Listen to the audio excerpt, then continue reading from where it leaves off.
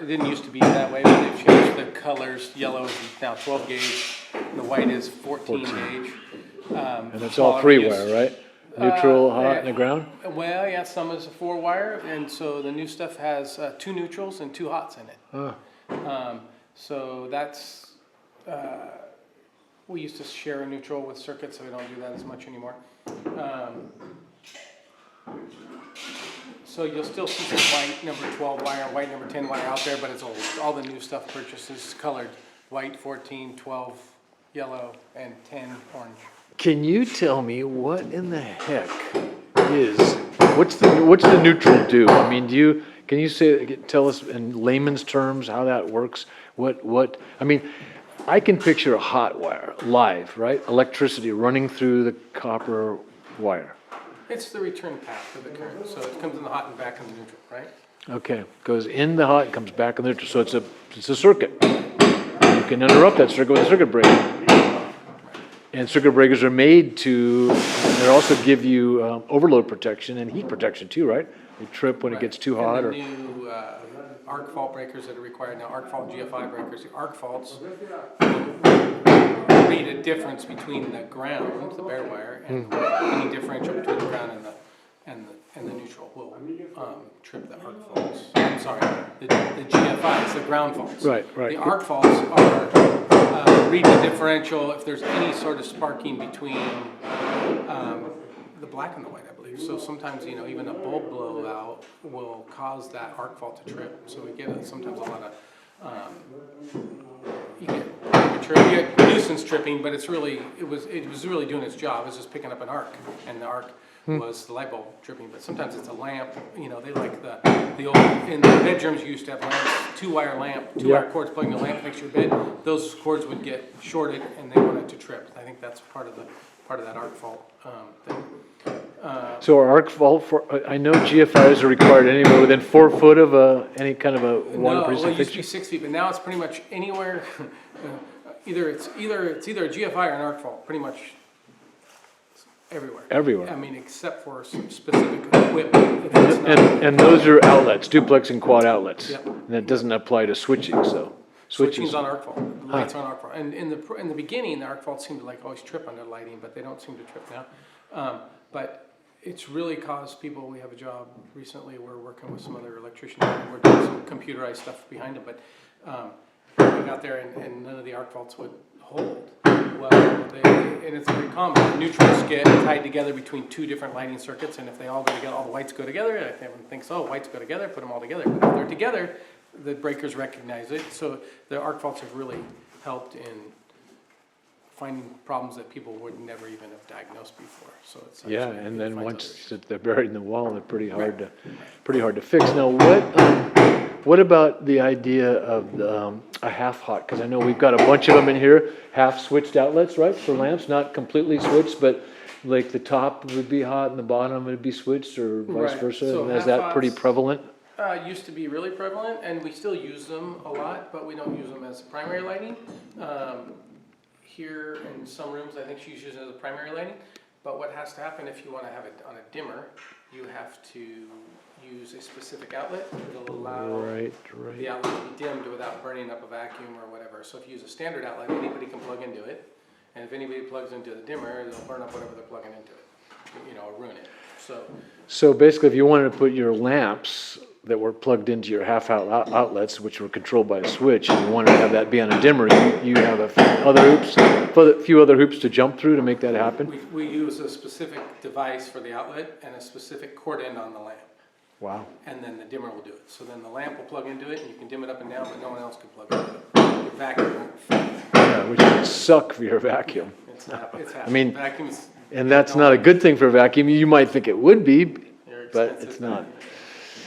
Yeah, so, and you guys ran this that's another thing, I've seen a lot of jobs where, but I mean, this is a clean job. Some of the stuff that, this is what you watch an inspector walk around, they want to make sure your Romex is tight. Yeah, right? Not so tight that it damages the wire, but tight enough that it doesn't fall. You know what I mean?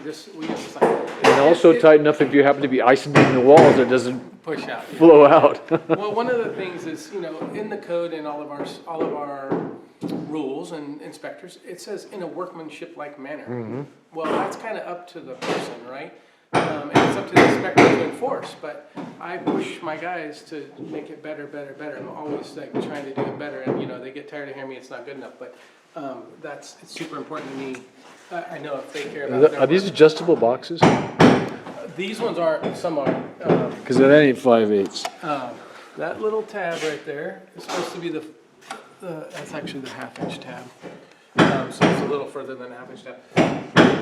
Yeah, so 5/8 drywall, and that's another thing. I mean, you just brought up a drywall issue. We use 5/8 drywall here. I mean, I've been working here for years. Everybody uses 5/8 drywall. 5/8 drywall. If you get out of Santa Barbara, if you get in the city there, it's like, really? We still use 1/2 inch everywhere. I'm like, Use why? 1/2 inch anywhere. Yeah, yeah. And it's not type X 5/8 is the 1 hour firewall, and 1/2 inch isn't. So, Yeah. So I don't know why that is, but I know a lot of counties or states are still using that. Out of California for sure. Yeah. It's right there, so. I'm just super. I thought you guys were going to strap a whole bunch of stuff. I wasn't even thinking about how much. We hid it behind there.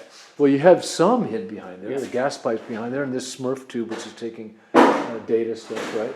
So yeah, I think you ran the data stuff free, and then left the empty Smurf tube for future in case Okay, we had to right, get from this side of the building to that side of Right, the so building. that tube, that orange tube is a conduit that's available to pull new wire from one side of the house to the other, because this is all volume sealing, and once this gets done, you're not gonna be able to run anything without it showing, but I'm just still amazed with as much stuff that it was up there, that there's that many circuits. Well, there's another thing. I mean, I don't know how everybody else does it, but it just seems like a lot of guys have extra circuits on their panel, and I'd love to have a lot of extra circuits on their panel, but when I run things, the amount of circuits we run, it seems like we often fill up a lot of the panels. But, you know, we don't get a bunch of overload tripping all the time. No, If we and you plug in don't. their vacuums You and don't tripping get and it where people turn on their god dang microwave and. Right, and I don't want to call my breaker tripped. I said, No. hopefully if I wired your house, I'm not getting those calls. I Yeah. told someone before, I have your number. I said, you have the office number, but hopefully you won't need my number. If we do it right, you won't need my number. Yeah, and no, I don't want to give it to you either. Let's see, is there anything in here that, I was so impressed with those runs. Those, what did you call them again? Those things with all the holes in them that they. Home run helper. Those home run helpers. I can't really see them from here, but there's just a whole plethora of They don't them. work everywhere, but we keep trying. I think we had them up here is where I saw a bunch of them. So you guys, in wiring this house complete, because there's no stone left unturned here. There are no old boxes being used, no old wiring, all new circuits, new outlets, new switches, new lighting, new fans, new everything.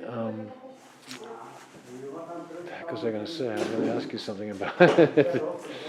Were there anything particularly challenging about this house at all?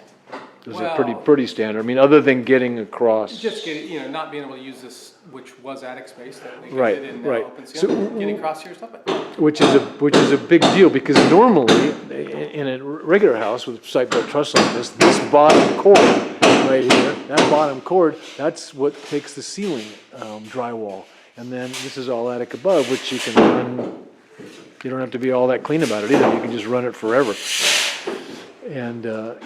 And nobody really cares, because nobody's gonna go up in that attic.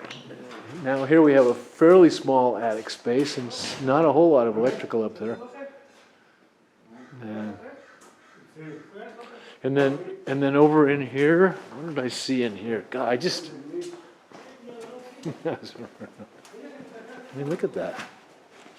I've never seen these before. those are called stackers. Those have been around a long time. Those are what they used to use before the other ones, and instead of staples, and they're pretty good. They do fall loose sometimes, so sometimes even though, but you won't see much of that. I mean, typically guys don't zip tie, but my guys are trying to please me, so they'll zip tie like that. Well, they're really, it's just clean. I mean, everything's really clean. And these guys are circuits for the Well, I told the air guys, conditioning does condenser. it take any longer to drill a straight line than it does to drill a crooked line? I mean, it really doesn't if you just have a little bit of a plan. Yeah, like these lasers everybody's so fond of breaking out. I grew up, we just stuck it on, this is a little different height than here, but we just stick it on our knee, and every one's it's on your knee, every stud you're on right on your knee in the same spot, it's in a straight line. You know, True, it's a little true. different. Rich, do you know what this box is for up there? That's the smoke detector, which has to be. Of course it within has to be 4 a and 12 wired from the- smoke detector, from the right? peak, yeah, yeah. Within how far of the peak? Each manufacturer is different. The last inspector asked us to bring the manufacturer's specs because they've been different. But they used to be more than 12 feet down. Some of them are between 4 and 12 feet down. Some are different from the walls than the peak of a slope ceiling, whether you're in the triangle or below. So it's really good to reference your manufacturer.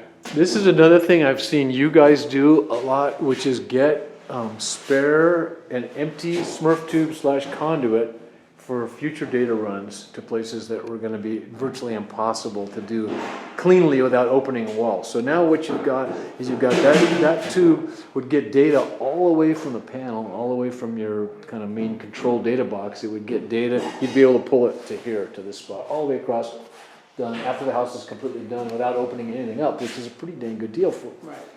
Well, no one thinks they want anything when they're building a house and Right. everything's on a budget and they're Yeah. just trying to be Yeah. careful, and Yeah. then later Yeah. when they move their furniture and they realize they do. So try to- No, it's really great that you do anticipate that. Really, really great. I really appreciate it a lot. And I just the job is so clean. So if you guys haven't been picking up your wire tailing, somebody has. What's that? If you guys haven't been picking up your wire tailings and insulation, somebody has. We've been trying to be a lot better through the years because, you know, it used to be generals had crews on the job site and that was part of the cleanup. Right. Now, all the kids come from college and they run the job sites from the paper, and every sub is responsible for themselves, kind of, and it's a little different. Yeah. It's changed through the years. It's a little different. Well, Rich, it's been a pleasure interviewing you. Rich is my electrician. He's the only guy I ever want to use. And it's because he does things right, usually the first time. And if he doesn't, he's willing to come back. And he's really helpful. And he's got a good personality. So, Rich, say goodbye to City College. Thank you so much.